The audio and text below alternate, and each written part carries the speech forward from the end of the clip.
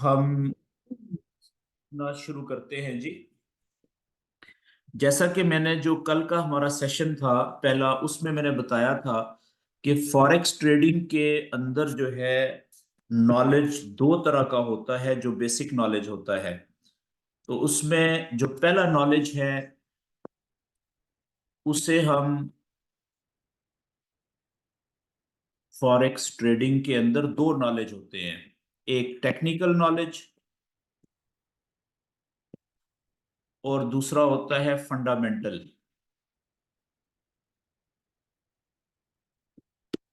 दो नॉलेज होते हैं।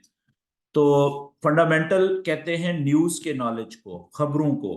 खबरों का, न्यूज का जो इम्पैक्ट पड़ता है ना डिफरेंट करेंसीज के पेयर्स के ऊपर, ठीक है, उसको, उस नॉलेज को हम फंडामेंटल नॉलेज या न्यूज का नॉलेज कहते हैं।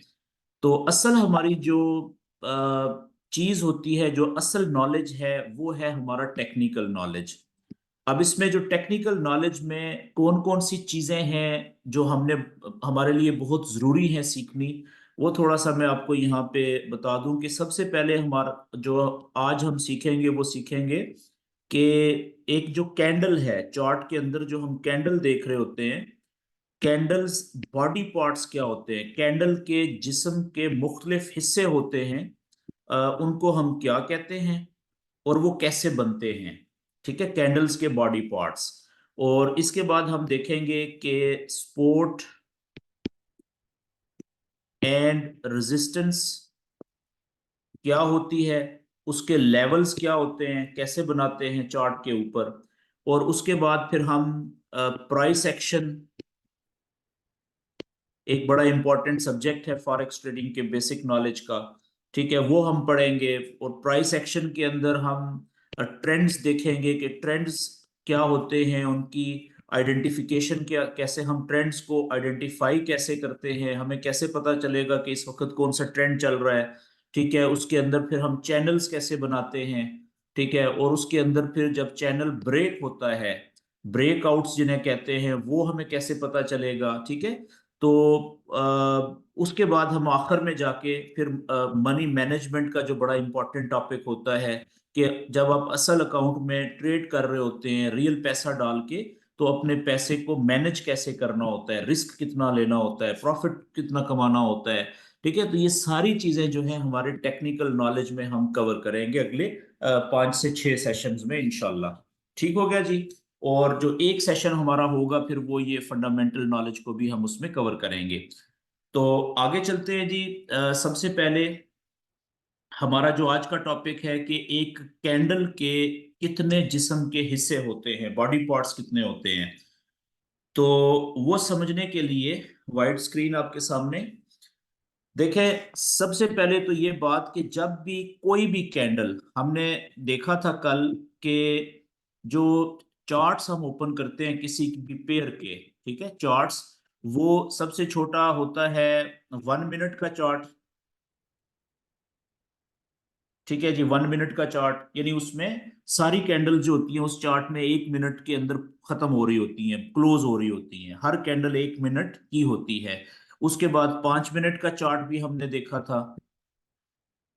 ठीक है, एक कैंडल 5 मिनट में मुकम्मल हो रही होती है, 5 मिनट जैसे ही पूरे होंगे अगली कैंडल शुरू हो जाएगी, नई कैंडल।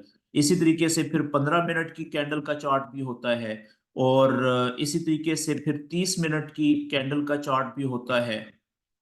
और फिर हम 1 घंटे का 1 H, ठीक है, 1 घंटे का 1 आवर का, 1 घंटे की एक कैंडल वाला चार्ट भी होता है। फिर 4 घंटे की कैंडल का भी एक चार्ट होता है, ठीक है, 4 आवर्स का। और इसी तरीके से एक दिन की कैंडल का भी एक चार्ट होता है। फिर 1 वीक की कैंडल का चार्ट होता है, 1 वीक। और 1 मंथ की कैंडल का भी चार्ट होता है, यानी एक कैंडल एक महीने में बनती है। तो जब भी हम कोई भी चार्ट ओपन करें, ठीक है, चार्ट कोई भी हो, उसके अंदर जो कैंडल होगी ना, जिसको कल हमने पढ़ा था कि कैंडल्स दो तरह की होती हैं, एक रेड कलर की होती है और एक ग्रीन कलर की होती है। ठीक है, रेड कलर की कौन सी कैंडल होती है, जब प्राइस ऊपर से नीचे की तरफ जाती है तो कैंडल जो बनती है वो बनती है रेड कलर की। और इसी तरीके से जो ग्रीन कलर की कैंडल कौन सी होती है, जब प्राइस नीचे से ऊपर की तरफ जाती है तो जो कैंडल बनती है उसको वो ग्रीन कलर की होती है। ठीक है जी। तो कैंडल जो है वो हर चार्ट के अंदर बड़ी इंपॉर्टेंट होती है। तो आज हम सबसे पहले जो हमारा टेक्निकल नॉलेज है वो शुरू कर रहे हैं एक कैंडल को स्टडी करने से। समझेंगे कि कैंडल होती क्या है। याद रखें कि जब भी कोई भी कैंडल, मिसाल के तौर पे सबसे छोटी कैंडल 1 मिनट की वो शुरू होती है ना, तो नई कैंडल की बात हो रही है, तो जैसे ही कैंडल जिस जगह से शुरू होती है उस जगह को कैंडल का ओपनिंग पॉइंट कहते हैं या ओपन ऑफ कैंडल कहते हैं। हम कहते हैं कि ये कैंडल ओपन इस जगह पे हुई है। अब अगर कैंडल जिस जगह पे ओपन होती है या शुरू होती है वहां से अगर ऊपर जाए तो प्राइस जो है कैंडल का जो कलर है, ठीक है, वो ग्रीन होना शुरू हो जाएगा। अगर ओपनिंग पॉइंट से कैंडल ऊपर जाएगी तो उसका कलर जो है वो ग्रीन होना शुरू हो जाएगा। ऐसे जितना ऊपर जाती रहेगी उसका कलर जो है वो ग्रीन होता रहेगा। ठीक है। और अगर ओपनिंग पॉइंट से प्राइस नीचे जाएगी तो कैंडल का कलर रेड होता जाएगा, सुर्ख होता जाएगा। जितनी कैंडल नीचे जाती जाएगी उतना उसका जितनी दूर तक जाती रहेगी तो उसका कलर भी रेड होता जाएगा। तो याद रखें कि जो कैंडल का ओपनिंग पॉइंट होता है, स्टार्टिंग पॉइंट, वो हद होती है, बाउंड्री होती है। ओपनिंग पॉइंट से जैसे ही ऊपर कैंडल जाना शुरू करेगी तो ग्रीन कलर होना शुरू हो जाएगा, सब्ज रंग। और ओपनिंग पॉइंट से नीचे जाएगी तो रेड कलर होना शुरू हो जाएगा। एक बात, अच्छा फर्ज करें कि ये कैंडल यहां तक गई थी, इस जगह तक ऊपर हाइट पे, और यहां पे आई थी नीचे इतनी, इस जगह तक। ठीक है। तो इस कैंडल का टाइम पूरा हो गया। तो अब आप देखें कि ये ओपनिंग पॉइंट था इस कैंडल का। ठीक है। तो ये 1 मिनट की कैंडल थी मिसाल के तौर पे, तो ओपन तो यहां से हुई थी, लेकिन ये कैंडल, चले इसको मैं अगली शक्ल में बताता हूं आपको ताकि इजी हो जाएगा आपके समझने के लिए। मैं इसी की अगली शक्ल बनाता हूं कैंडल की। कि ओपनिंग पॉइंट ये थी, यहां पे ये कैंडल ओपन हुई, और ओपन होने के बाद ये यहां तक ऊपर गई थी। ठीक है, इस जगह तक, यहां तक। और यहां तक ये कैंडल नीचे आई थी, इस जगह तक। लेकिन जिस वक्त 1 मिनट पूरा हुआ, यानी अगर ये 1 मिनट की कैंडल है या 1 घंटे की है या 1 दिन की है, कोई भी कैंडल हो, टाइम इसका कोई भी हो, ठीक है, तरीकाकार यही रहेगा। तो जब इस कैंडल का टाइम पूरा हुआ उस वक्त ये कैंडल इस जगह पे थी, मिसाल के तौर पे इस जगह पे। जब इसका टाइम पूरा हुआ तो इस जगह पे ये कैंडल यहां पे ही रुक गई। जब भी किसी कैंडल का टाइम पूरा होता है वो जहां पे होती है वहां पे ही रुक जाती है। तो उस पॉइंट को जहां पे वो कैंडल रुकती है या उसका टाइम पूरा होता है हम कहते हैं कैंडल का क्लोजिंग पॉइंट। फर्ज करें कि ये कैंडल ओपन यहां पे हुई थी। ठीक है। ओपन होने के बाद जिस वक्त ये ओपनिंग पॉइंट से ऊपर गई थी, यहां से ऊपर गई थी, तो इसका कलर जो था ये ऊपर तक कौन सा गया था, यहां तक ग्रीन गया था, सारा कलर ग्रीन। और ओपनिंग पॉइंट से जब ये नीचे गई थी तो ओपनिंग पॉइंट से नीचे इसका कलर यहां तक गया था, नीचे। ठीक है, ये रेड कलर गया था। लेकिन फिर क्या हुआ कि जब ऊपर जाने के बाद, यानी इस जगह तक जाने के बाद जिस वक्त कैंडल नीचे आई, ठीक है, तो इसका जो ग्रीन कलर था जो ऊपर या नीचे गया था, जो रेड कलर था, वो वापस खत्म हो गया, ऊपर उठ के आ गया। लेकिन ये कैंडल अपने पीछे एक काले रंग का निशान या सेंटर में धागा छोड़ के आ गई इस तरीके से। ठीक है। और इसी तरीके से जो ऊपर तक कैंडल गई थी तो वहां से भी जब कैंडल वापस आई तो ग्रीन कलर खत्म हो गया, और पीछे एक काला निशान रह गया जो ये बता रहा था कि ये कैंडल थोड़ी देर पहले यहां ऊपर यहां तक आई थी और नीचे यहां तक गई थी। ठीक है जी। तो हमें पता है कि जब ओपनिंग पॉइंट से नीचे गई थी इस जगह तक तो इसका सारा कलर क्या था, रेड था। मैं अभी आपको लाइव दिखाऊंगा। इसी तरीके से ओपनिंग पॉइंट से जब ऊपर गई थी तो कलर क्या था इसका, ग्रीन था। ठीक है जी। अच्छा, बात मैं ये कर रहा था कि जब कैंडल का टाइम पूरा हो गया तो जिस जगह पे कैंडल थी वहां पे ही रुक गई तो उस पॉइंट को क्लोज कहते हैं, कैंडल का क्लोजिंग पॉइंट।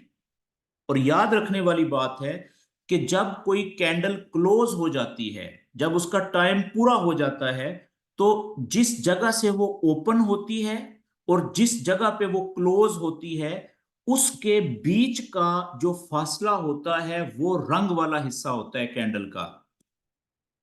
तो जो हमें कैंडल क्लोज हो चुकी है पिछली माजी की, एक कैंडल होती है जो भी चल रही होती है लाइव, मैं उसकी बात नहीं कर रहा। ठीक है जी। मैं उस कैंडल की बात कर रहा हूं जिसका टाइम पूरा हो चुका है, वो क्लोज हो चुकी है, वो माजी का हिस्सा बन चुकी हुई है। उस कैंडल का जो ओपनिंग पॉइंट से लेके और जो क्लोजिंग पॉइंट का फासला होता है ना, ये कैंडल का कलर वाला हिस्सा होता है। दो तरह के कैंडल्स के कलर होते हैं, एक ग्रीन कलर और एक रेड कलर। तो इस केस में जो मैंने ये कैंडल बनाई है, ये नीचे ओपनिंग पॉइंट दिख यहाँ पे और यहाँ पे क्लोजिंग पॉइंट, तो इस कैंडल का जो रंग होगा या कलर होगा वो क्या होगा, ग्रीन कलर होगा। क्यों? क्योंकि ओपन नीचे था, हुआ था, और ये कैंडल क्लोज ऊपर जाके हुई है। ओपनिंग पॉइंट नीचे है, क्लोजिंग पॉइंट ऊपर है, तो क्लोज होने से पहले ये कैंडल ऊपर जाके क्लोज हुई है ओपनिंग पॉइंट से। तो इसका यहां से ओपनिंग पॉइंट से लेके क्लोजिंग पॉइंट का जो फासला है ये होगा ग्रीन कलर का। ठीक हो गया जी। अच्छा, इसी तरीके से जी डॉक्टर जावेद इकबाल साहब, मेरी स्क्रीन के ऊपर आप लिख रहे हैं और ये इससे डिस्टरबेंस होती है, फिर मुझे कुछ फंक्शन एक्टिवेट करने पड़ते हैं, टाइम जाया होता है, तो मेरी स्क्रीन पे मत लिखा करें प्लीज। ओके जी। अच्छा, एक तरफ तो ये बात होगी। ठीक है, अभी आप देखिएगा कि एक और कैंडल मैं बनाने लगा हूं जी, शक्ल कि एक कैंडल ओपन हुई थी, फर्ज करें इस जगह पे, ये इसका ओपनिंग पॉइंट था, यहां पे ओपन हुई। ठीक है, और ओपन होने के बाद ये पहले यहां तक नीचे आई थी, फर्ज करें, और इसका यहां तक रेड कलर आया था साथ, लेकिन फिर ये कैंडल यहां से ऊपर गई जब, तो रेड कलर अपने साथ वापस इसने समेट लिया। ठीक है, पीछे ये लंबा धागा रह गया नीचे की तरफ, फिर उसके बाद ये कैंडल यहां तक गई थी ऊपर। फर्ज करें कि ये कैंडल ये यहां तक गई थी इस जगह तक। ठीक है, यहां तक गई थी इस जगह तक, लेकिन फिर थोड़ा नीचे आई, तो जब इसका टाइम पूरा हुआ तो इस जगह पे आके ये कैंडल क्लोज होगी इस जगह पे। बल्कि क्लोज मैंने नीचे करना था। ओके जी, नीचे करते हैं।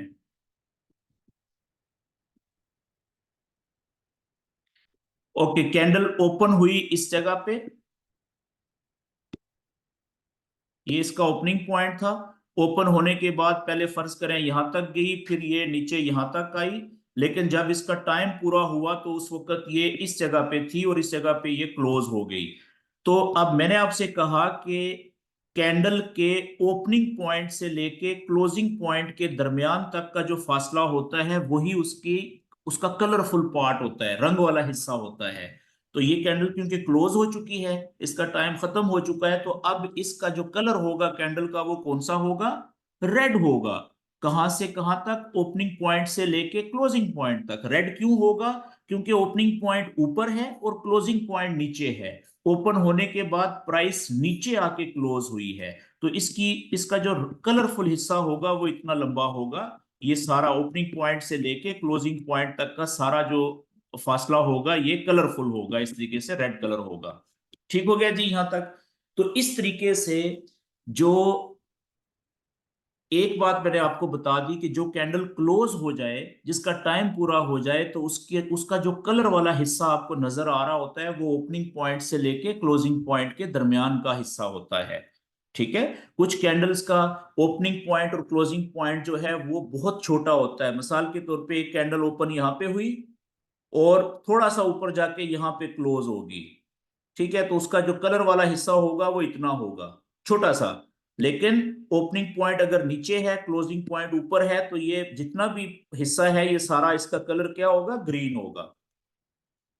ठीक है। और इसी तरीके से एक कैंडल जो ओपन हुई थी ऊपर, यहां पे ओपन हुई, जब उसका टाइम पूरा हुआ तो थोड़ा सा नीचे आके वो क्लोज हो गई।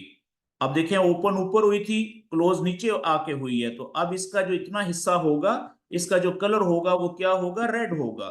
क्यों? क्योंकि ओपनिंग पॉइंट ऊपर है और क्लोजिंग पॉइंट नीचे है। ठीक है जी। अच्छा, याद रखें कि एक कंप्लीट जो कैंडल होती है, मुकम्मल कैंडल, उसके चार पॉइंट होते हैं। एक ओपनिंग पॉइंट, एक क्लोजिंग पॉइंट, एक उस कैंडल का जो लो पॉइंट होता है कि अपने टाइम के बीच में वो एक सबसे, तो ये लो पॉइंट। बिजनेस दिया। जी। तो एक तीसरा पॉइंट होता है उस कैंडल का लो पॉइंट, और एक चौथा पॉइंट होता है कि ये कैंडल अपने टाइम के बीच में ज्यादा से ज्यादा हाई पॉइंट पे कहां तक गई थी। ठीक है जी। तो ये इसका चौथा पॉइंट, इसको हम कहते हैं हाई। जो ऊंचा जगह होती है, हाईएस्ट, उसको हम कहते हैं हाई पॉइंट। तो ये चौथा पॉइंट होता है। तो एक मुकम्मल कैंडल के टोटल चार पॉइंट्स होते हैं। एक लो, ठीक है, जो सबसे निचला पॉइंट होता है, और एक हाई जो सबसे ऊंचा होता है। ये दो पॉइंट फालतू होते हैं एक ओपनिंग और क्लोजिंग के अलावा। ये बात क्लियर होगी। लेकिन जरूरी नहीं होता कि हर कैंडल के ये चार पॉइंट्स ही हों। मिसाल के तौर पे, एक कैंडल यहां से ओपन हुई, ये इसका ओपनिंग पॉइंट है, यहां से ओपन हुई। ठीक है। ओपन होने के बाद ये नीचे जा रही थी स्पीड से, और नीचे जाते जाते इसका जब टाइम पूरा हुआ तो ये नीचे जाते हुए यहां पे रुक गई। ठीक है, इस जगह पे। तो ये इसका, क्योंकि टाइम पूरा हो गया है, तो अब इस कैंडल की जो शक्ल होगी वो कैसी होगी, ये ओपनिंग पॉइंट है और ये क्लोजिंग पॉइंट है। ठीक है। तो इसका जो कलर वाला हिस्सा होगा वो होगा ओपनिंग पॉइंट से लेके क्लोजिंग पॉइंट तक। ठीक है। तो इसका कलर क्या होगा जी, रेड कलर, क्योंकि ओपन ऊपर हुई, क्लोज नीचे हुई। तो अब इस कैंडल की शक्ल देखें, इस तरीके से बनेगी, क्योंकि वो ऊपर आई नहीं है, बस जहां से शुरू हुई, नीचे जाते हुए ही रास्ते में उसका टाइम क्लोज हुआ, नीचे जाते हुए, तो उसकी शक्ल इस तरह से रेड कैंडल होगी फुल। अच्छा, इसी तरीके से एक कैंडल की शक्ल कुछ इस तरीके से भी हो सकती है कि यहां से ओपन हुई इस जगह पे, ओपन होने के बाद पहले आई थी नीचे, ये यहां तक रेड कलर यहां तक आया था इस जगह तक। ठीक है जी।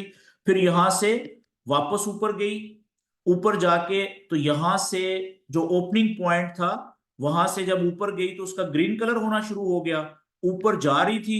ठीक है। और अभी ऊपर जाते हुए यहां पे इसका टाइम पूरा हो गया इस जगह पे, तो ये इसका क्लोजिंग पॉइंट हो गया। ठीक है। तो इस कैंडल का जो कलर होगा वो कौन सा होगा और कहां से कहां तक होगा, ओपनिंग पॉइंट से लेके क्लोजिंग पॉइंट तक।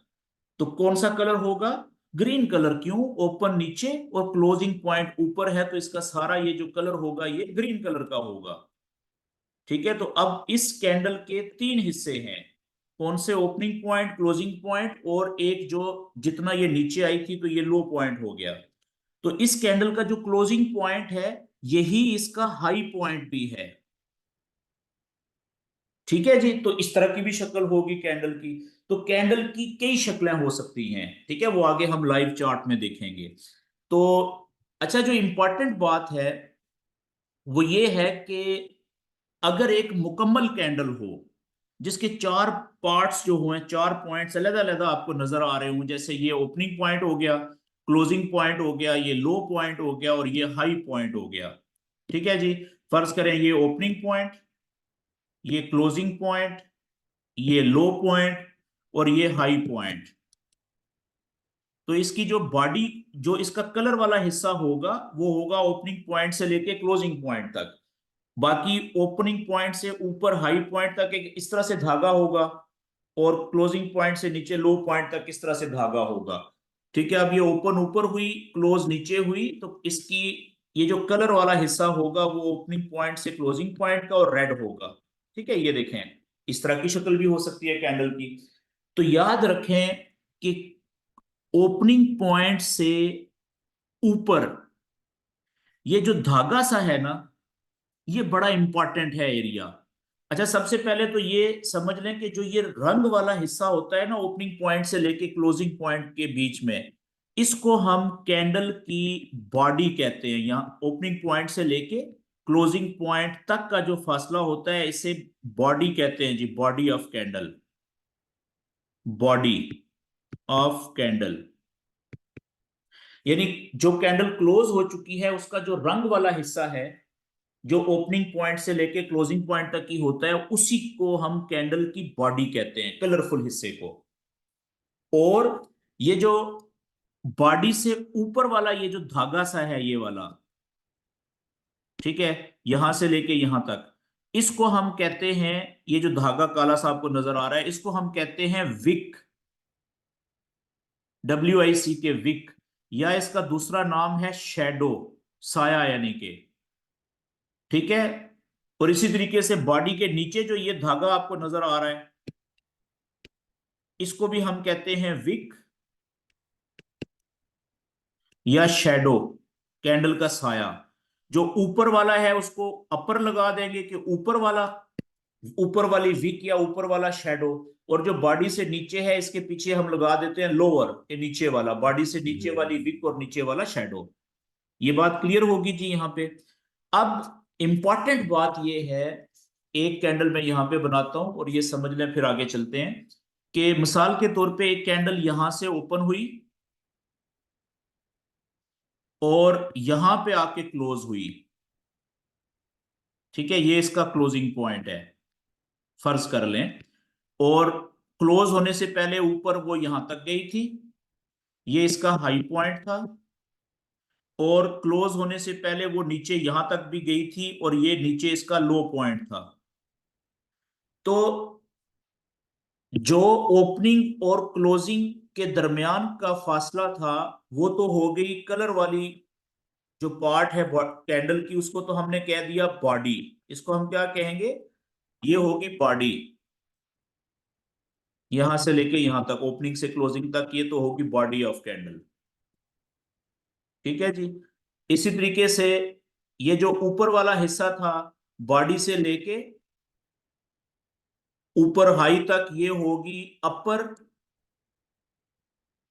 विक या शैडो, साया, ऊपर वाला कैंडल का।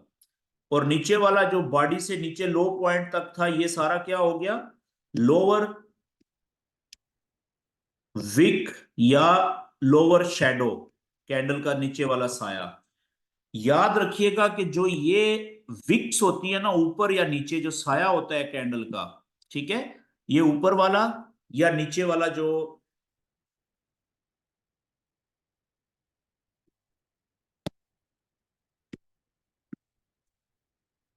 ये ऊपर वाली विक या नीचे वाली विक या शैडो जो होता है, इसको हम रिजेक्शन एरिया भी कहते हैं। इसका एक तीसरा नाम भी है जो कि बड़ा इंपॉर्टेंट है, रिजेक्शन एरिया।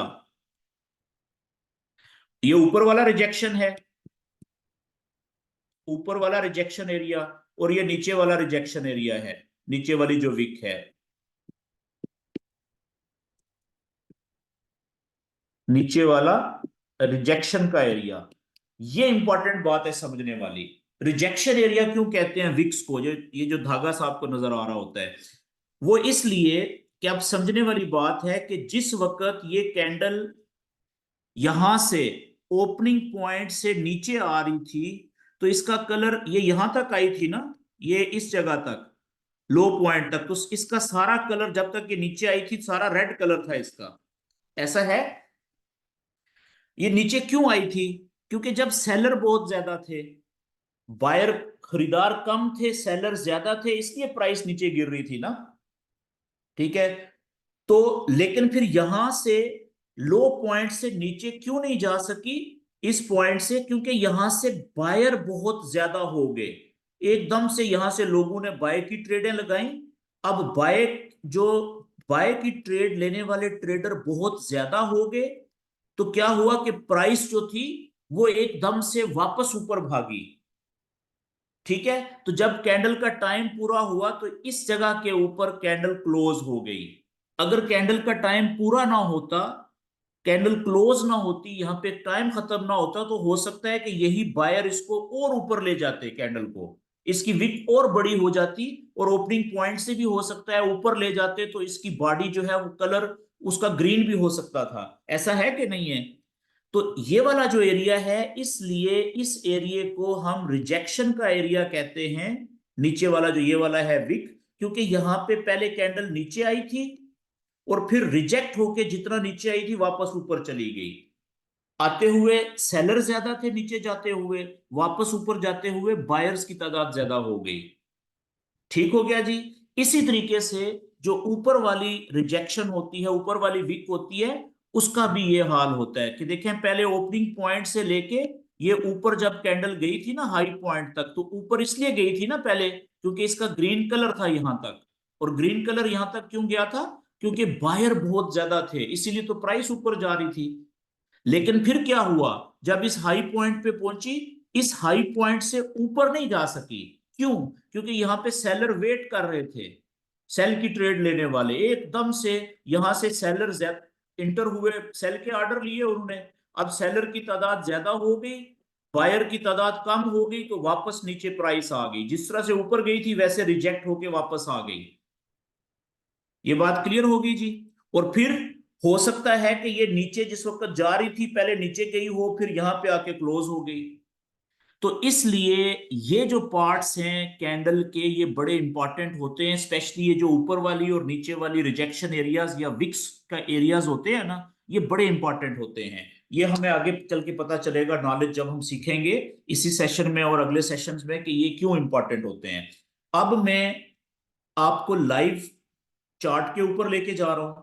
वहां पे आप देखिएगा कि कैंडल में 1 मिनट की चार्ट वाला कैंडल का चार्ट ओपन करता हूं, और वहां पे आप देखिएगा कि कैंडल्स किस तरह से कहां पे ओपन होती है और कहां पे क्लोज होती है, ओपन और क्लोज के दरमियान में किस तरीके से मूव करती है।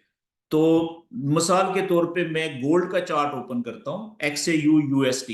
अच्छा, एक और बात, ये बात बड़ी इंपॉर्टेंट है, पहले मैं आपको ये बता दूं कि याद रखें कि जब भी हम ट्रेड करेंगे, अब आज से आप डेमो अकाउंट के ऊपर ट्रेड करना शुरू कर दें, जो नॉलेज आप सीखेंगे उस नॉलेज को इस्तेमाल करके, ठीक है ना, आज के सेशन के बाद।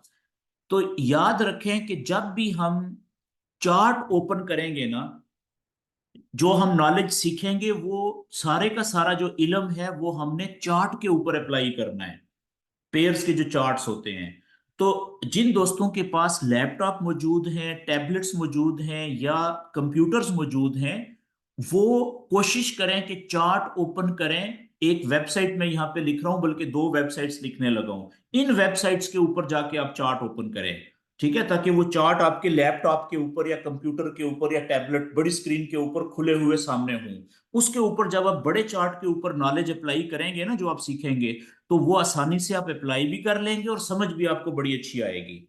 ठीक है, जिनके पास ये नहीं है, लैपटॉप कंप्यूटर या टैबलेट्स बड़ी स्क्रीन, तो वो फिर अपने मजबूरी में अपने मोबाइल के ऊपर भी छोटी स्क्रीन के ऊपर ही चार्ट ओपन करके उसी पे भी नॉलेज अप्लाई कर सकते हैं। तो बड़ी स्क्रीन के ऊपर चार्ट ओपन करने के लिए मैं 2 वेबसाइट्स लिख रहा हूं यहाँ पे। पहली वेबसाइट का नाम है जी www.investing.com, INVESTING, investing.com। ठीक है, ये सारे दोस्त ये वेबसाइट का नाम नोट भी कर लें, याद भी रखें, ठीक है। और अगर बाज औक़ात ये वेबसाइट प्रॉपर काम नहीं कर रही होती, सर्वर इसका या लिंक डाउन हो, कभी कभार हो जाता है, तो फिर दूसरी वेबसाइट है, ठीक है, वो भी आपको पता होनी चाहिए। उसका एड्रेस है www.trading, TRADING, trading view, VIEW.com।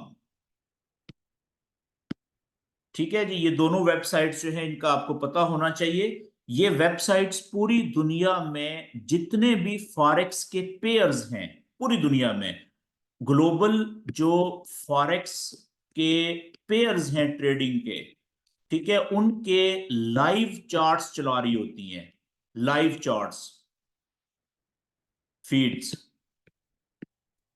ठीक है जी, जो डायरेक्ट एक्सचेंजेस, जो मेन एक्सचेंजेस है वहां से लेके लाइव चला रही हैं, ठीक है। तो चार्ट हम इनका दोनों वेबसाइट्स में से किसी एक वेबसाइट का ओपन करेंगे और उसके ऊपर हम नॉलेज भी अप्लाई करेंगे।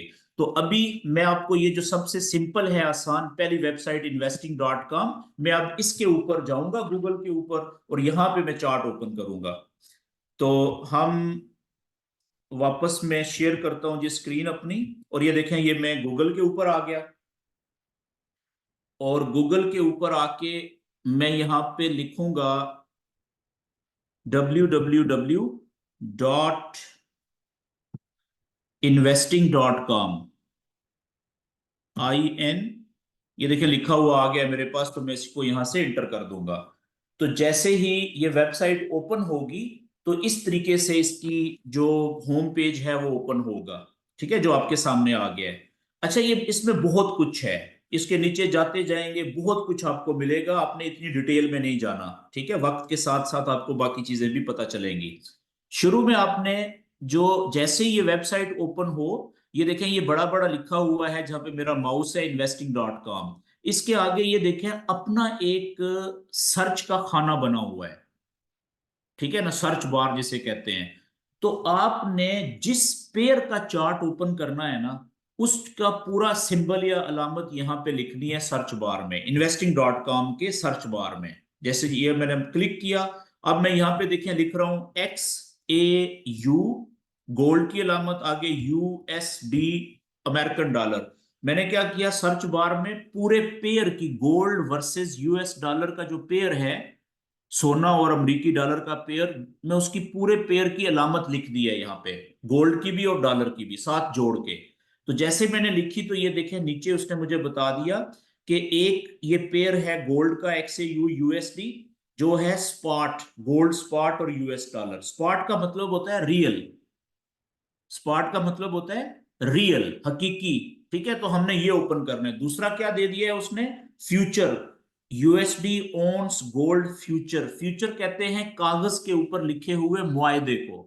तो हमने फ्यूचर में का चार्ट ओपन नहीं करना कभी भी, हम सिर्फ स्पॉट का चार्ट ओपन करेंगे। गोल्ड का पेयर है तो स्पॉट रियल वाला जो है, ठीक है जी। हम इसको क्लिक करेंगे, यहां से नीचे जो आ गया है, जैसे ही हम क्लिक करेंगे तो देखें आगे एक नया पेज ओपन हो गया। तो उसके ऊपर थोड़ा सा हम नीचे पेज को लेके जाएंगे, ये देखें आ गया पेयर का नाम XAU USD, और नीचे उसकी प्राइस चल रही है, ये देखें, ठीक है, 2046.01 ये प्राइस चल रही है। तो थोड़ा सा हम पेज को नीचे लाएंगे तो ये आपको एक डल सा चार्ट नजर आएगा, ग्राफ जो नजर आ रहा है, ठीक है। तो इस डल से ग्राफ के ऊपर राइट कॉर्नर पे यहां पे आप देखें ये टेक्निकल चार्ट लिखा हुआ है, तो आपने इस टेक्निकल चार्ट को क्लिक करना है। पेयर कोई भी हो, तरीकाकार यही होगा कि स्टेप बाय स्टेप आपने ऐसे फॉलो करना है।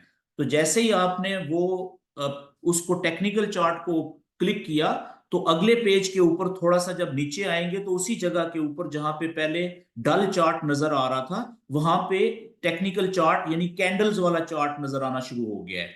तो उसी चार्ट के ऊपर राइट कॉर्नर पे ये देखें फुल पेज वाला ऑप्शन मौजूद है, तो इसको यहां से फुल पेज का पे ले जाएं। अच्छा, याद रखें कि investing.com का जब भी नया पेज ओपन होगा, उस पे ये राइट साइड पे एक ऐड आ रहा होगा, इश्तिहार चल रहा होगा। इसको यहाँ पे आप क्लोज का बटन है तो इसको ऊपर से क्लोज कर दें एक दफा।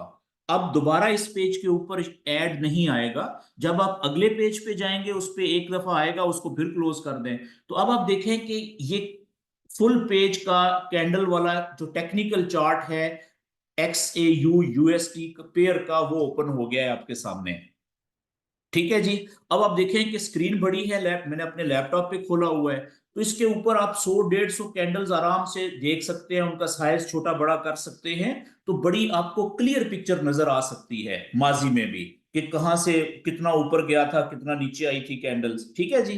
तो बड़ी स्क्रीन पे चार्ट खोल के देखने का ये फायदा होता है। तो अब आप देखें ये ऊपर यहाँ पे ये देखें 5 लिखा हुआ है, ये 5 मिनट का अगर मैंने चार्ट ओपन करना है, तो ये 1 घंटा लिखा हुआ है, 1 डे लिखा हुआ है, तो मैं ये करता हूँ, ये जो 15 लिखा हुआ है ना, 15, इसके साथ देखें ये एक तीर का निशान बना हुआ है, टाइम इंटरवल। ठीक है, तो मैं इस टाइम इंटरवल के तीर के निशान पे क्लिक करूंगा, तो जितने भी मिनट के चार्ट अवेलेबल है ना investing.com पे, वो सारे ओपन हो गए हैं। तो सबसे छोटा जो ऊपर है 1 मिनट का चार्ट, मैं इसको 1 मिनट के चार्ट को क्लिक करूंगा, तो मेरे सामने जो चार्ट ओपन हो गया है, ये 1 मिनट वाली कैंडल्स का चार्ट ओपन हो गया है जी। अब आप देखें कि मेरे लैपटॉप पे टाइम हो रहा है इस वक्त 8:42। तो ये देखें 8:42 पे ये कैंडल ओपन हुई है लाइव राइट साइड पे, जिस जगह पे ओपन हुई। ठीक है, यहां से ऊपर जा रही है, तो कलर देखें क्या हो रहा है कैंडल का, ग्रीन। अगर ये ऊपर से नीचे आएगी तो पीछे डंडा काला रह जाएगा, और देखिएगा कलर वापस नीचे आ जाएगा। अब देखते जाएं इसको, और जैसे ही टाइम 1 मिनट पूरा होगा मेरे लैपटॉप पे, 8:43 होंगे, तो ये कैंडल जहां पे होगी वहां पे क्लोज हो जाएगी, रुक जाएगी। ये आप देखें, ये ऊपर से देखें थोड़ी सी नीचे आई है, तो वो देखें पीछे बारीक धागा सा ऊपर रह गया है। अब देखें सेंटर में, अब देखें कितना ज्यादा रह गया ऊपर धागा विक के नीचे। जैसे ही ये ओपनिंग पॉइंट से नीचे जाएगी तो कलर रेड होना शुरू हो जाएगा। गौर गौर से देखें इस कैंडल को जो लाइव चल रही है, ये अभी ओके। ये देखें ओपनिंग पॉइंट से अगर ये नीचे जाएगी ना, तो इसका कलर रेड होना शुरू हो जाएगा। अच्छा जी, टाइम चेंज हुआ, 1 मिनट पूरा हुआ, तो ये कैंडल पिछली जहां पे थी वहां पे क्लोज हो गई, उसके सामने से देखें अगली कैंडल नई शुरू हुई है। अगली कैंडल का ओपनिंग पॉइंट ये है जहां पे मैंने माउस रखा हुआ है, इस ओपनिंग पॉइंट से ऊपर जा रही है अगली कैंडल, तो इसका कलर ग्रीन हो रहा था। वापस देखें नीचे आई, ओपनिंग पॉइंट पे पहुंच गया तो कोई कलर नहीं है। ओपनिंग पॉइंट से जैसे नीचे जाएगी तो देखिएगा रेड कलर होना शुरू हो जाएगा। ये देखें ओपनिंग पॉइंट से नीचे गई तो रेड कलर। अब नीचे देखें, नीचे से कलर ऊपर गया तो वो धागा छोटा सा नीचे भी रह गया है। तो कैंडल का टाइम कुछ भी हो, 1 मिनट की हो, 1 घंटे की हो, 1 दिन की हो, चलती वो इसी तरीके से है कि ओपनिंग पॉइंट इंपॉर्टेंट होता है, उससे ऊपर ग्रीन कलर, और ओपनिंग पॉइंट से नीचे अगर जाएगी, जितना जाती जाएगी तो रेड कलर। कलर वापस जहां से खींचेगी ऊपर की तरफ या नीचे की तरफ, तो पीछे वीक रह जाती है। ये देखें इसका टाइम फिर 1 मिनट पूरा हुआ, यहां पे ऊपर जाते हुए क्लोज हुई अगली कैंडल, उसी के सामने से ओपन हो गई है। देखें ओपनिंग से ऊपर जा रही है अगली कैंडल, तो ग्रीन कलर बन रहा है। ये बात क्लियर होगी। वापस नीचे आई तो देखें ऊपर कितनी बड़ी विक छोड़ दी है इसने। ओपनिंग पॉइंट से नीचे जा रही थी तो रेड हुआ था, अभी वापस ऊपर जा रही है, देखें ग्रीन होना शुरू हो गया। तो ये चीज क्लियर हो गई। अच्छा याद रखें कि हम कैंडल्स कोई भी हूं, जो कैंडल चल रही होती है ना लाइव कैंडल, ठीक है, उसका शेप फाइनल हमें नहीं पता होता कि इसकी जब ये कैंडल क्लोज होगी तो उसकी असल शक्ल क्या बनेगी, हमें नहीं पता। लेकिन जो कैंडल क्लोज हो चुकी हैं, जैसे मिसाल के तौर पे ये जो पिछली कैंडल्स हैं जितनी भी, यानी ये वाली कैंडल भी, ये वाली भी, ये वाली भी, ये तो क्लोज हो चुकी है ना पीछे जितनी भी हैं, तो उनकी शक्ल चेंज नहीं हो सकती अब। ठीक है, मतलब क्या हुआ कि अगर मैं आपसे ये पूछूं कि ये जो कैंडल है पीछे, ठीक है, ये वाली जो कैंडल है, इसका ओपनिंग, ये जो रेड कैंडल है जिसके नीचे मैंने तीर लगाया है ये वाला, इसका ओपनिंग पॉइंट कहां पे है, क्योंकि ये क्लोज हो चुकी है ना। ओपनिंग पॉइंट कहां पे है और क्लोजिंग पॉइंट कहां पे है, तो आपका जवाब क्या होगा। आपने सबसे पहले इस कैंडल की का कलर देखना है, रेड कलर है या ग्रीन कलर है। तो जैसे ही आपने कलर देखा कि ये तो रेड है, तो आपको पता चल गया कि अगर एक कैंडल क्लोज हो चुकी है तो उसका कलर भी रेड है, तो वो ओपनिंग पॉइंट ऊपर होगा और क्लोजिंग पॉइंट नीचे होगा, तभी रेड कलर होगा ना। वो आपको पता चल गया कि क्योंकि इस कैंडल का कलर रेड है, क्लोज हो चुकी हुई है, तो ओपनिंग पॉइंट ये ऊपर है, ये ओपनिंग पॉइंट था, ये नीचे क्लोजिंग पॉइंट है इसका, यहाँ पे क्लोज हुई थी, क्योंकि ओपनिंग पॉइंट से लेके क्लोजिंग पॉइंट के बीच में जो कलरफुल हिस्सा होता है वो कैंडल की बॉडी होती है। और लेकिन ये इस कैंडल का लो पॉइंट ये भी यहां तक भी आई थी पहले, इसका रेड कलर यहां तक आया था, फिर ऊपर सुकड़ के गया है। ठीक हो गया। तो इसी तरीके से अगर ये जो पिछली कैंडल है, इसका एक ये ओपनिंग पॉइंट है और ये क्लोजिंग पॉइंट है ऊपर। क्यों मुझे पता चला कि ये ओपनिंग पॉइंट नीचे है, क्लोजिंग पॉइंट ऊपर है? इसलिए कि ओपन होने के बाद कैंडल अगर ऊपर जाके क्लोज होगी तो उसका कलर बॉडी का क्या होगा? ग्रीन होगा। तो मुझे पता, इसलिए पता है कि ग्रीन कैंडल है तो ओपनिंग पॉइंट नीचे था, क्लोजिंग पॉइंट ऊपर था। क्लियर होगी जी बात ये वाली? आगे हम चलते हैं जी, वापस व्हाइट स्क्रीन के ऊपर।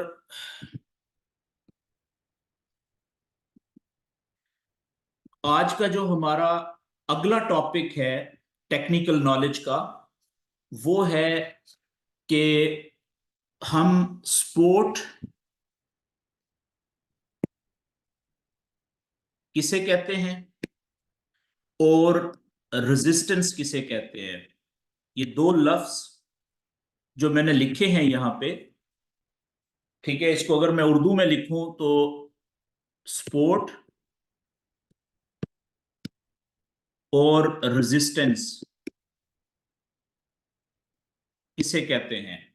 याद रखें, ये दोनों जो अंग्रेजी के लफ्ज है ना, स्पोर्ट और रेजिस्टेंस, इन दोनों का एक ही मतलब है। स्पोर्ट भी रुकावट को कहते हैं और रेजिस्टेंस भी रुकावट को कहते हैं। इन दोनों के मतलब रुकावट ही हैं। जिस तरीके से आप कमरे के अंदर हैं, ठीक है ना, और उस कमरे की चारों दीवारें जो है वो बंद हैं, तो आप बंद हो गए कमरे में। तो अब आप बाहर निकलना चाह रहे हैं कमरे से, दरवाजा तो है नहीं, तो आप क्या करेंगे? दीवार तोड़नी पड़ेगी ना आपको, तभी आप बाहर निकलेंगे। तो दीवार है मजबूत, वो टूट नहीं रही, तो आप दीवार को रुकावट कह सकते हैं। मेरी बात समझ गए कि वो एक मुश्किल है आपके रास्ते में बाहर निकलने में, रुकावट जो है वो दीवार है, जब तक उसको गिराएंगे नहीं तो बाहर नहीं निकलेंगे। इसी तरीके से फॉरेक्स ट्रेडिंग में, क्योंकि कैंडल्स चल रही होती हैं, फॉरेक्स ट्रेडिंग का जो नॉलेज होता है ना, वो हमने सीखना भी होता है और अप्लाई भी करना होता है, इस्तेमाल भी करना होता है चार्ट्स के ऊपर। और चार्ट के ऊपर सिर्फ एक चीज होती है, नजर आ रही होती है, वो क्या है? कैंडल्स। कैंडल अगर नीचे जाए तो हम समझ लेते हैं कि कीमत नीचे जा रही है, और कैंडल अगर ऊपर जा रही हो तो हमें समझ आ जाती है कि कीमत ऊपर जा रही है। तो याद रखें कि जो सपोर्ट ऐसी रुकावट होती है फॉरेक्स में, सपोर्ट उस रुकावट को कहते हैं, ऐसी रुकावट जो कैंडल्स को नीचे जाने से रोकने की कोशिश करती है।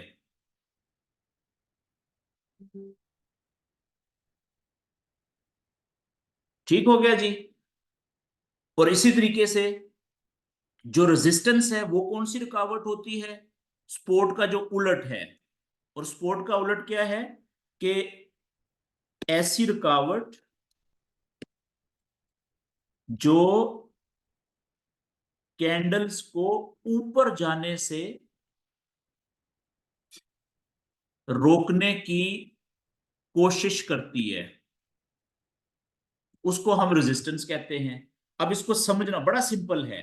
मिसाल के तौर पे एक कैंडल है किसी भी चार्ट की, ऊपर से कैंडल जैसे नीचे आ रही हैं, ये यहाँ पे, ठीक है, नीचे जा रही है, जा रही है, जाई जा रही है नीचे। इस जगह पे आके यहां से कैंडल्स नीचे जाने की बजाय यहां से ऊपर जाना शुरू कर देती हैं, ऐसे। तो क्या हुआ? हमें समझ आ गई कि देखें, यहां से ऊपर से कैंडल नीचे चलना शुरू हुई थी, गिरना शुरू हुई थी, जा रही थी नीचे नीचे नीचे नीचे। लेकिन ये वाला जो पॉइंट था ना, इस पॉइंट से नीचे नहीं जा सकी कैंडल। तो हम क्या फर्ज कर लेंगे? हम कहेंगे कि यहां पे सपोर्ट मौजूद है, यहां पे कोई ऐसी रुकावट मौजूद थी जिसने कैंडल्स को मजीद नीचे जाने से रोक दिया। तो इस जगह को, इस पॉइंट को हम क्या कहेंगे? सपोर्ट कहेंगे। जिस जगह से नीचे कैंडल नहीं जा सकी, रुक गई नीचे जाते हुए, तो उस जगह को हम सपोर्ट कहते हैं। इसी तरीके से अब कैंडल्स ऊपर जा रही हैं, यहां से ये ऊपर जा रही थी, ठीक है, यहां पे, लेकिन यहां से मजीद ऊपर जाने की बजाय यहां से नीचे जाना शुरू हो गई। तो अब ये वाला जो पॉइंट है ना ऊपर, ये वाला पॉइंट, हम इस पॉइंट को क्या कहेंगे कि क्योंकि इस पॉइंट्स को क्रॉस करके कैंडल मजीद ऊपर नहीं जा सकी, तो हम कहेंगे कि इस जगह के ऊपर कोई ऐसी रुकावट थी जिसने कैंडल को मजीद ऊपर जाने से रोक दिया। तो इस जगह को हम कहेंगे कि यहाँ पे रेजिस्टेंस मौजूद थी, यानी कि ऐसी रुकावट मौजूद थी जिसने कैंडल को ऊपर जाने से रोक दिया। तो इस जगह को हम, इस पॉइंट को हम रेजिस्टेंस का पॉइंट कहेंगे। ठीक हो गया जी। अब हो सकता है आगे क्या होगा कि जब ऊपर से ये कैंडल वापस आ रही है नीचे, ठीक है, ये नीचे आ रही है, तो ये मुमकिन है ना कि फर्ज करें अगर ये कैंडल इसी जगह पे यहां से मजीद नीचे नहीं जा सकती, रुकती है इस जगह पे और यहां से फिर वापस ऊपर जाना शुरू हो जाती है, तो हम क्या कहेंगे, हम ये कहेंगे कि भाई इस जगह पे ये जो पिछला सपोर्ट थी ना, वही सपोर्ट ने यहां पे भी बराबर में सीध में, देखें बिल्कुल एग्जैक्ट उसी जगह के ऊपर आके उसी सपोर्ट ने यहां से भी कैंडल्स को मजीद नीचे जाने से रोक दिया है। यानी वही सपोर्ट जो रुकावट यहां पे थी उसने यहां पे भी काम दिखा दिया है अपना। तो अब क्या हुआ कि ये जो सीधा लेवल था, ये दीवार जो थी सीधी, इसको हम सपोर्ट का लेवल कहेंगे। हो सकता है जब इस सपोर्ट के लेवल को आप सीधा आगे खींचें अपने चार्ट के ऊपर, तो ये भी तो हो सकता है ना कि अगली दफा, तीसरी दफा भी जब कैंडल्स ऊपर से वापस नीचे आए, जब कभी आए, हो सकता है अब भी यही सपोर्ट का लेवल यहाँ पे इन कैंडल्स को नीचे जाने से रोक दे। ठीक है जी, ये हो सकता है ना। और हो सकता है कि यही सपोर्ट का लेवल अगर इनको कैंडल्स, कैंडल वापस ऊपर चली जाएगी, तो हम कहेंगे कि देखें वही सपोर्ट का लेवल जिसने यहाँ पे पहली दफा, यहाँ पे दूसरी दफा, अब उसने यहाँ पे तीसरी दफा भी इसी सपोर्ट के लेवल ने कैंडल्स को नीचे जाने से रोक दिया, यानी रुकावट ने जो नजर नहीं आ रही थी चार्ट के ऊपर, फिर हमने एक ये लाइन सी खींच ली जिससे पता चल गया कि ये एक दीवार है जी जिसको तोड़ना आसान नहीं है। मेरी बात समझ गए हैं? अच्छा, फिर इसी तरीके से फर्ज करें कि ये कैंडल्स ऊपर जा रही है, यहाँ पे ये ऊपर जाती है, और अगर इसी जगह से कैंडल मजीद ऊपर नहीं जा सकती और वापस नीचे आ जाती है इधर, तो हम क्या कहेंगे कि ये जो पिछला रेजिस्टेंस का लेवल था ना, बिल्कुल उसी ने अपने सामने आगे, उसी रुकावट ने दोबारा से यहाँ पे कैंडल्स को ऊपर जाने से रोक दिया है। पहली दफा यहाँ पे, दूसरी दफा यहाँ पे। तो हो सकता है कि अगर हम इसको आगे खींचे मजीद, तो तीसरी दफा भी ये रेजिस्टेंस का लेवल कैंडल्स को ऊपर जाने से रोक दे। समझ गए बात को? तो यानी कि रेजिस्टेंस वो रुकावट होती है जो कैंडल्स को ऊपर जाने से रोकने की कोशिश करती है। बाजुकात वो कामयाब होती है रोकने में, बाजुकात कामयाब नहीं होती। ये इंपॉर्टेंट है समझना। और जो सपोर्ट होती है वो रुकावट होती है जो कैंडल्स को नीचे जाने से रोकने की कोशिश करती है। बाजुकात कामयाब होती है रोकने में, बाजुकात नहीं होती। ये बात क्लियर हो गई जी। अब हम, अच्छा एक और बात बड़ी इंपॉर्टेंट है, याद रखें कि सपोर्ट हो या रेजिस्टेंस हो, ये हमेशा कम से कम 1 घंटा या 4 घंटे या 1 डे के चार्ट के ऊपर मजबूत होती है। हम इससे 1 घंटे से छोटे चार्ट नहीं इस्तेमाल करने हमने सपोर्ट और रेजिस्टेंस के लिए। क्यों? क्योंकि वो बहुत कमजोर होंगे, उनकी जो सपोर्ट या रेजिस्टेंस होगी ना, जैसे मिसाल के तौर पे हम 1 मिनट का चार्ट, 5 मिनट का चार्ट, 15 मिनट का चार्ट या 30 मिनट का चार्ट शुरू में हम बिल्कुल भी इस्तेमाल नहीं करेंगे इसके लिए, सपोर्ट एंड रेजिस्टेंस के लिए। क्यों? क्योंकि ये बहुत कमजोर होती है, इनकी जो सपोर्ट या रेजिस्टेंस होती है ना, वो बड़ी जल्दी टूट सकती है, वो हमें धोखा दे सकती है। तो हम ये 3 चार्ट इस्तेमाल करेंगे, 1 घंटा, 4 घंटा और 1 डे, इसके लिए, इस इलम के लिए, सपोर्ट एंड रेजिस्टेंस के लिए। ठीक है जी। अब फौरन मैं लाइव चार्ट के ऊपर लेके चलता हूँ आपको, और लाइव चार्ट के ऊपर हम देखते हैं कि किस किस जगह पे जो है वो सपोर्ट या रेजिस्टेंस के लेवल्स हमें बनते हुए नजर आ रहे हैं। और वही लेवल हम देखेंगे कि आगे कैसे काम करेंगे फ्यूचर में जब कैंडल उधर आएगी उन लेवल्स पे। ठीक है जी। ओके जी। अब आप देखें जी, मैं वापस जा रहा हूँ लाइव चार्ट के ऊपर। वही investing.com ओपन किया हुआ है।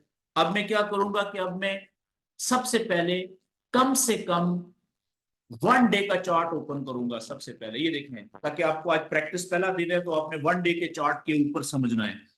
अब आप देखें 1 डे का चार्ट मैंने ओपन कर लिया। 1 डे के चार्ट से क्या मुराद है कि एक कैंडल पूरे एक दिन में सिर्फ एक कैंडल बन रही है। जैसे मिसाल के तौर पे ये देखें, ये लाइव कैंडल चल रही है ना अभी यहाँ पे, गोल्ड की, ठीक है। तो ये इस कैंडल जहां पे मैंने माउस रखा हुआ है, लाइव कैंडल, इसके नीचे देखें तारीख क्या लिखी हुई आ रही है नीचे, 19/12/2023, यानी ये आज के दिन 19 तारीख की कैंडल है। इससे जो पिछली कैंडल थी, ये जो क्लोज हो चुकी है, ये कल के दिन की कैंडल थी जो क्लोज हो चुकी है 18 तारीख की। उससे पिछली कैंडल उससे पिछले दिन की, यानी एक कैंडल एक दिन की है। अच्छा, ये कैंडल जो चल रही है आज, ये क्लोज कब होगी? पाकिस्तानी टाइम रात को 2 बजे, ठीक है, क्लोज होगी। फिर 1 घंटे के लिए मार्केट बंद रहेगी। 1 से 1.5 घंटे के बाद, यानी कि तकरीबन 4:30 4:15 बजे दोबारा ओपन हो जाएगी। फिर चलना शुरू होगी और फिर 5 दिन हफ्ते में ये इसी तरीके से चलती रहेगी। सैटरडे और संडे 2 दिन ये फॉरेक्स की मार्केट बंद होती है, कैंडल्स नहीं चल रही होती, ठीक है। बाकी 5 दिन चलती हैं, रात को 1 से 1.5 घंटे के लिए बंद होती हैं। ठीक हो गया जी। अच्छा, अब आप देखें कि आपने सबसे पहले क्या किया, सपोर्ट एंड रेजिस्टेंस के लेवल को चार्ट के ऊपर समझने के लिए 1 डे का चार्ट ओपन किया। और दूसरा काम आपने क्या करना है कि अपने चार्ट के ऊपर ज्यादा से ज्यादा कैंडल्स आपने लेके आनी है। कैसे? ये देखें, मैं माउस नीचे ला रहा हूं तो पेज के सेंटर में ये नीचे ये प्लस का साइन बना हुआ है। मैं प्लस के साइन को क्लिक करता रहूंगा, ठीक है। तो ये देखें साइज बड़ा होता रहेगा, जूम इन होता रहेगा। ये पीछे माइनस का साइन है, इसको मैं क्लिक करता रहूंगा तो साइज खुद खुद छोटा बारीक होता जाएगा। आपने साइज कैंडल्स का इतना करना है कि ज्यादा से ज्यादा कैंडल्स भी आपके पेज पे नजर आए और एक कैंडल दूसरी कैंडल से अलग भी नजर आए, क्लियर, जैसे ये आप देखें आपके सामने। ठीक है जी। अब आप देखें, ये लाइव कैंडल है जी, ये चल रही है राइट साइड पे। इससे पीछे आप देखें कि यहां से इस जगह से लें, ये कैंडल्स ऊपर से आई थी नीचे, ठीक है। लेकिन आप देखें ये वाली जो जगह है, पहले मैं पेन यूज करता हूं, बाद में मैं प्रॉपर लेवल बनाऊंगा। जो दोस्त हाथ खड़ा कर रहे हैं उनसे गुजारिश है कि सवाल आपके होंगे 5-7 मिनट के बाद, सेशन के बाद। अभी आप कोई क्वेश्चन नहीं कर सकते बीच में, याद रखें अपने क्वेश्चन को। ओके जी, ये आगे आप देखिए जी, मैं यहाँ पे ये लें जी, ये देखें, ये ऊपर से कैंडल्स नीचे आई थी, लेकिन इस पॉइंट से नीचे नहीं जा सकी। तो इसका मतलब है यहाँ पे कोई सपोर्ट मौजूद थी, रुकावट मौजूद थी, जिसने कैंडल्स को नीचे जाने से रोक दिया। तो इसी तरीके से फिर देखें, इस पॉइंट से नीचे नहीं जा सकी, तो इसका मतलब है यहाँ पे भी सपोर्ट का लेवल मौजूद था।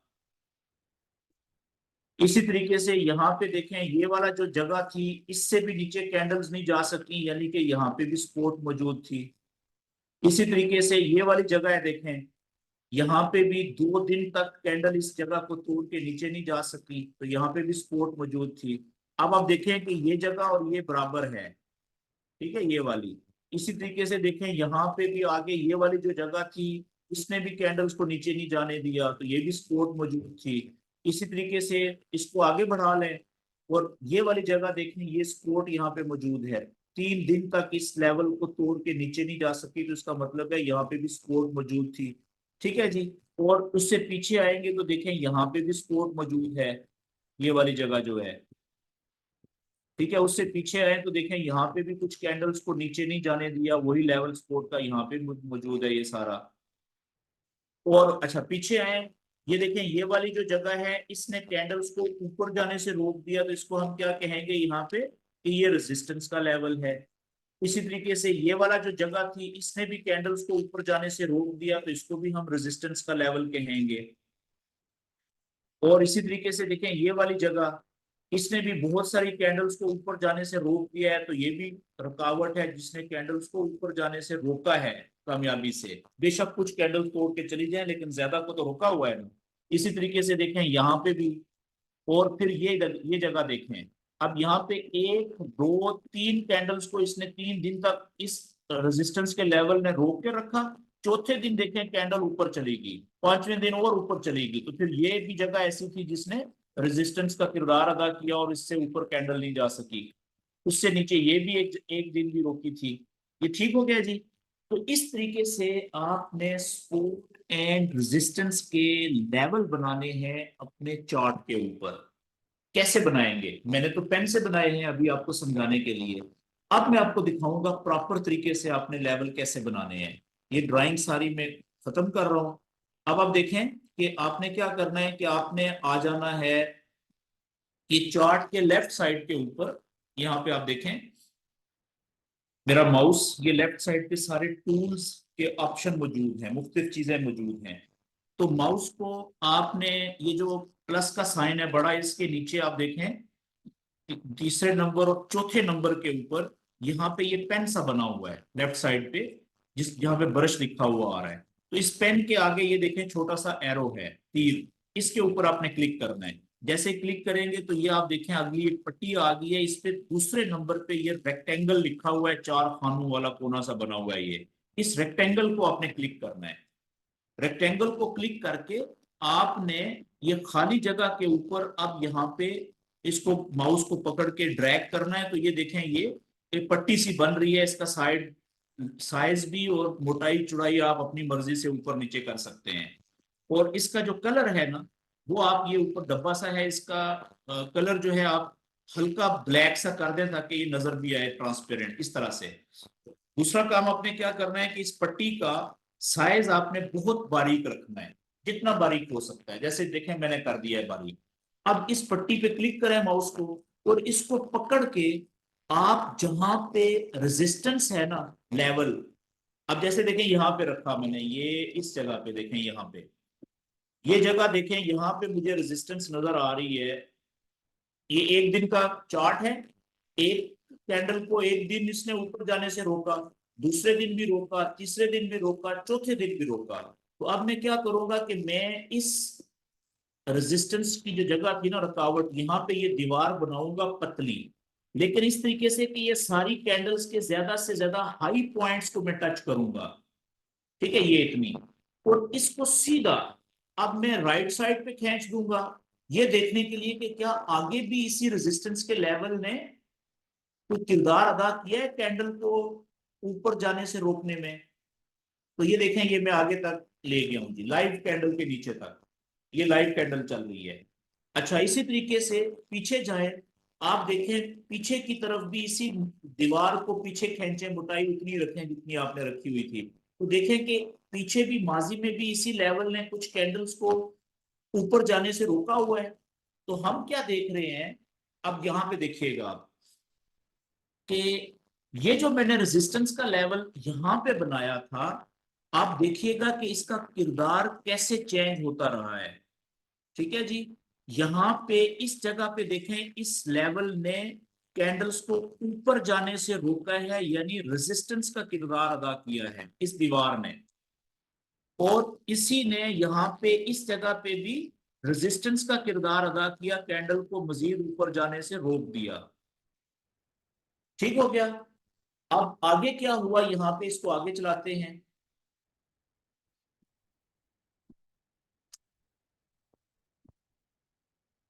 ये फिर तीसरी दफा, 2 दफा रोक दिया यहाँ पे ऊपर जाने से इस लेवल में कैंडल्स को। ठीक है। जब तीसरी दफा दोबारा कैंडल्स ऊपर आई, तो अब तीसरी दफा ये जो रेजिस्टेंस का लेवल था, ये एक दिन तो इसने इस कैंडल को तो ऊपर जाने से रोके रखा, लेकिन अगले दिन चौथे दिन देखें, एक कैंडल इस लेवल को तोड़ के ऊपर गई और लेवल के ऊपर क्लोज भी हो गई। जब याद रखें कि किसी सपोर्ट या रेजिस्टेंस के लेवल को कोई कैंडल तोड़ के और उसके ऊपर ही उससे आगे क्लोज भी हो जाए, तो हम कहते हैं कि अब ये लेवल टूट गया जी। ये जो रेजिस्टेंस का लेवल था, कहां पे टूटा? ये जो पिछली कैंडल थी ना, ये वाली, आप देखें इस कैंडल ने भी इसको तोड़ के ऊपर तो गई थी, यहां तक गई थी, लेकिन ये कैंडल ऊपर क्लोज नहीं हुई। क्लोज लेवल के ऊपर ही बीच में आके हुई, तो हमने यहाँ पे इस कैंडल ने को ये नहीं कहा कि इसने इस लेवल को तोड़ दिया। तोड़ना लेवल उस वक्त टूटेगा रेजिस्टेंस का यहाँ पे, जब कोई कैंडल इस लेवल को तोड़ के ऊपर जाके क्लोज भी हो जाए। जैसे देखें ये कैंडल क्लोज हुई है, तोड़ा भी इसने अगले दिन में, और ऊपर काफी ऊपर जाके क्लोज भी हो गई। याद रखें कि जब कोई कैंडल अपने रेजिस्टेंस के लेवल को तोड़ के उससे ऊपर क्लोज हो जाए, तो उससे आगे वही लेवल जो होता है फिर कैंडल्स को नीचे जाने से रोकने की कोशिश करता है। अब देखें यहां पे ये लेवल था, कैंडल्स को ऊपर जाने से रोक रहा था, यानी रेजिस्टेंस का लेवल था। इस जगह पे रेजिस्टेंस का लेवल था, ये कैंडल को ऊपर जाने से रोक रहा था। यहाँ पे भी रेजिस्टेंस का लेवल था, कैंडल्स को ऊपर जाने से रोक रहा था। लेकिन जब यहाँ पे ये रेजिस्टेंस का लेवल टूटा, अब ये कैंडल्स ऊपर चली गई। तो जब ये कैंडल्स वापस आ रही हैं तो यही लेवल कैंडल को देखें इस जगह पे नीचे जाने से रोक रहा है, यानी यहाँ पे ये सपोर्ट का लेवल बन गया है अब। और इस जगह पे आप देखें कैंडल जब ऊपर से नीचे आई तो ये इसको एक दिन 2 दिन और 3 दिन तक इसने सपोर्ट का किरदार अदा किया, कैंडल को नीचे जाने से रोक रहा था। चौथे दिन क्या हुआ, ये कैंडल ने तोड़ा और नीचे क्लोज हो गई, तो सपोर्ट का लेवल टूट गया। अब अगली कैंडल ऊपर गई तो इसने ऊपर जाने से रोक रहा है, फिर यहाँ पे रेजिस्टेंस का किरदार अदा किया, उससे अगली ने ऊपर क्लोज होगी, टूट गया। उसके बाद फिर ये दोबारा सपोर्ट का लेवल बन गया, अब नीचे जाने से रोकेगा। तो क्या सीखा अभी तक आपने कि एक जो माजी का रेजिस्टेंस का लेवल होता है आगे चल के वो सपोर्ट का किरदार भी अदा कर रहा होता है। कब? जब रेजिस्टेंस का लेवल टूट गया, कैंडल ऊपर चली गई, अब वही लेवल अपनी जगह पे मौजूद है, लेकिन अब रेजिस्टेंस की बजाय कैंडल्स को नीचे जाने से रोक रहा है, सपोर्ट का किरदार अदा कर रहा है। वो लेवल जब सपोर्ट का टूटेगा फिर रेजिस्टेंस का किरदार अदा करेगा, यानी कैंडल्स को ऊपर जाने से रोकेगा। क्लियर होगी जी बात? ओके, आगे चलते हैं जी। अब थोड़ा सा हम आगे चलाते हैं। अब देखें यहाँ पे फिर दोबारा सपोर्ट का किरदार अदा किया इसी लेवल ने। अब हमें नहीं पता कि अब दोबारा कब जाके ये कैंडल वापस नीचे आएगी, लेकिन जब भी आएगी हमें पता है कि ये लेवल हमारा सपोर्ट का किरदार अदा करेगा। ठीक हो गया जी। इसी तरीके से हम अब क्या करेंगे कि हमने जो लाइव मुख्तलिफ हम सपोर्ट और रेजिस्टेंस के लेवल बनाएंगे। कैसे? मिसाल के तौर पे सबसे ऊपर देखें ये वाला मैं एक लेवल बनाने लगा हूं जी। याद रखें कि आपने अब कल का जो सेशन होगा ना अगला, उससे पहले आज और कल के दरमियान में जब भी आपको टाइम मिले, आपने कम से कम 1 घंटा आधा घंटा बैठ के चार्ट्स के ऊपर ये आपने प्रैक्टिस करनी है, सपोर्ट और रेजिस्टेंस के लेवल्स बनाने की। कैसे? कि 1 डे का चार्ट ओपन करना है और 1 डे के चार्ट के ऊपर आपने जहां पे किसी एक कैंडल का हाई पॉइंट है या एक कैंडल से ज्यादा के हाई पॉइंट्स एक ही लेवल पे रुके हैं ना, आपने बारीक लेवल से इस तरीके से उनको कनेक्ट करना है। ये देखें 1 और 2 कैंडल्स के हाई पॉइंट टच हुए इस जगह पे, ठीक है, और उसी लेवल को सीध में यहाँ पे देखें कि एक दिन इस कैंडल को ऊपर जाने से रोका, दूसरे दिन कैंडल ऊपर गई दूर थी लेकिन वापस क्लोज आके नीचे हो गई, तो ये रेजिस्टेंस का लेवल है। ठीक है, किस कैंडल के लिए? जो लाइव कैंडल चल रही है हमारी। लाइव कैंडल कहाँ पे है अभी? ये देखिए यहाँ पे चल रही है। तो ये कैंडल जब ऊपर जाएगी इस लेवल को टक्कर मारेगी तो ज्यादा चांसेस है कि ये लेवल इसको ऊपर जाने से रोकने की कोशिश करेगा। और उससे नीचे ये देखें ये दूसरा लेवल है रेजिस्टेंस का। हमारी जो लाइव कैंडल चल रही है ना इसके बिल्कुल करीब, ये देखें कितनी कैंडल्स को, ये इस जगह पे कितने दिन की कैंडल्स को जो है वो इस लेवल को तोड़ के ऊपर नहीं जा सकी। आज वाली को भी इसी ने रोका हुआ है। तो हमारा जो लाइव कैंडल है उसके लिए जो पहला रेजिस्टेंस का वो है लेवल, वो कौन सा होगा फिर? ये वाला। ये पहला रेजिस्टेंस का लेवल है जिसने, ये देखें, 2 दिन पहले की कैंडल को भी ऊपर जाने से रोक दिया, उससे 3 दिन पहले की कैंडल को भी ऊपर जाने से रोका, उससे पहले देखें यहाँ पे कितनी कैंडल्स को ऊपर जाने से रोका था। तो ये पहला रेजिस्टेंस का लेवल है, ये टूटेगा तो फिर अगला रेजिस्टेंस का लेवल ये कैंडल को दूसरा जो है ये वाला है। अगर ये भी टूटेगा तो जो तीसरा लेवल है रेजिस्टेंस का वो कहाँ पे आएगा जी? वो फिर ये ऊपर है, देखें ये वाला, ये वाला जो है ये हमारा तीसरा रेजिस्टेंस का लेवल होगा कि ये अगर पहला टूट गया कैंडल ऊपर चलेगी तो फिर ये दूसरा रुकेगा, दूसरा भी टूट गया तो ये तीसरा रुकेगा या रुकने की कोशिश करेगा। तो इस तरीके से आपने, ये तो हो गए तीन रेजिस्टेंस के लेवल वन डे के चार्ट पे। अब अगर ये कैंडल नीचे आती है जो लाइव चल रही है, तो पहला जो सपोर्ट का लेवल इसको रोकने की कोशिश करेगा, ये आप देखें, ये लेवल बनेगा इस जगह पे। ये आज लाइव कैंडल को छोड़ दें, उससे पिछली कैंडल और उससे पिछली कैंडल, ये देखें दो कैंडल्स 2 दिन की इस जगह से नीचे नहीं जा सकी। तो हो सकता है कि जो लाइव कैंडल चल रही है ये भी जब नीचे आए तो हो सकता है यही लेवल इसको नीचे जाने से रोक दे। ये देखें, यहाँ पे भी रोका, यहाँ पे भी रोका, यहाँ पे भी रोका, और इसको भी, इसको भी। तो ये हमारा पहला सपोर्ट का लेवल होगा, ठीक है। और इसी तरीके से अगर ये लेवल टूट गया तो दूसरा लेवल कहाँ पे होगा जी, सपोर्ट का। इसी को आप क्लोन करें, ऊपर ये पट्टी आ गई, क्लोन पे क्लिक करें तो ये डुप्लीकेट बन जाएगा। ये नीचे देखें, ये वाला, ये यहाँ पे दूसरा सपोर्ट का लेवल इसको कैंडल को नीचे जाने से रोकने की कोशिश करेगा, ठीक है। और इसी तरीके से, अच्छा एक और बात, एक छोटा सा लेवल यहाँ पे बीच में भी है, इस स्पोर्ट के और इस स्पोर्ट के लेवल के बीच में आप देखें, इस जगह के ऊपर भी एक कैंडल यहाँ पे रुकी है नीचे जाते हुए, ये वाली, और एक ये वाली ऊपर जाते हुए रुकी है। इसका मतलब है ये बीच में भी एक लेवल बनता है। इसी को आप अगर पीछे लेके जाएंगे तो ये भी देखें, काफी सारी कैंडल्स नीचे जाते हुए और ऊपर जाते हुए यहाँ पे रुकी हुई हैं। तो यहाँ पे बीच में भी एक लेवल बनेगा।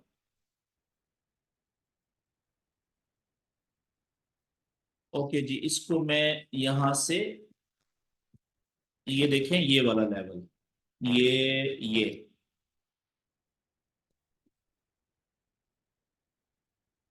तो आपने इस तरीके से ये सपोर्ट और रेजिस्टेंस के लेवल्स बनाने की प्रैक्टिस करनी है, ठीक है, वन डे के चार्ट पे। कम से कम आपने जो लाइव के चार्ट कोई भी ओपन करें, ये तो मैंने गोल्ड का ओपन किया है ना, आप किसी भी पेयर का चार्ट ओपन कर लें, करेंसी के पेयर्स का, गोल्ड का, सिल्वर का, कोई भी हो, क्रिप्टो करेंसी का, किसी का भी। तो आप यहाँ पे लाइव कैंडल के ऊपर भी कम से कम तीन आपने पहला, दूसरा, तीसरा रेजिस्टेंस के लेवल बनाने हैं। माजी की कैंडल्स के हाई पॉइंट्स को कनेक्ट करते हुए लेवल बारीक रखना है, मोटाई बारीक रखनी है, बारीक से बारीक तरीन जो है, कम से कम मोटाई रखनी है, ठीक है जी।